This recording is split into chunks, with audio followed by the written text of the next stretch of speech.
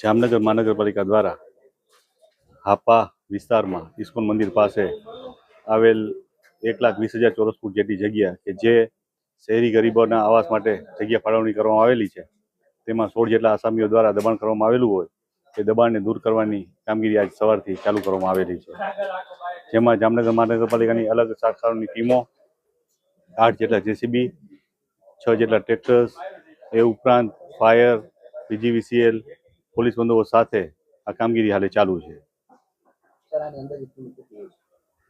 આ 1,20,000 ચોરસ ફૂટ જગ્યા છે.